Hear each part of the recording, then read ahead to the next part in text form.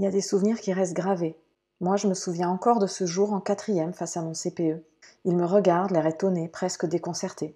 Je viens de lui dire que je veux arrêter l'école, que je veux travailler avec les chevaux. Il comprend pas. Pour lui, ce genre de demande, ça vient d'élèves en difficulté scolaire. Pas d'une bonne élève comme moi. Pas d'une petite fille sage, sérieuse qui réussit. Il me dit que je dois continuer, que je peux pas tout lâcher comme ça. Mes parents aussi me répètent la même chose, qu'on n'arrête pas l'école, qu'il faut faire des études, que c'est important pour mon avenir. Alors je ravale mon rêve, je le range tout au fond de moi, et je décide d'avancer, comme on attend de moi. Bac scientifique, études supérieures, poste à responsabilité, le parcours sans faute. Le chemin qu'on attendait de moi, mais pas celui dont j'avais rêvé.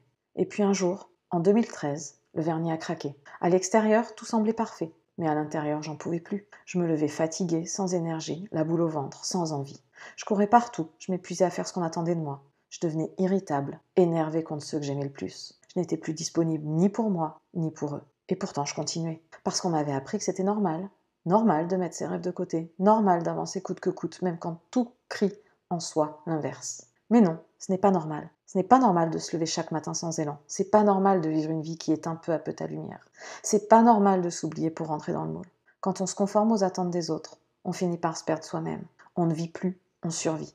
Si ce que je décris te parle, sache que ce n'est pas une fatalité. Tu peux faire autrement. Tu peux retrouver ton souffle, ton envie, ta place. Parce que ta vie mérite d'être pleinement vécue et pas subie.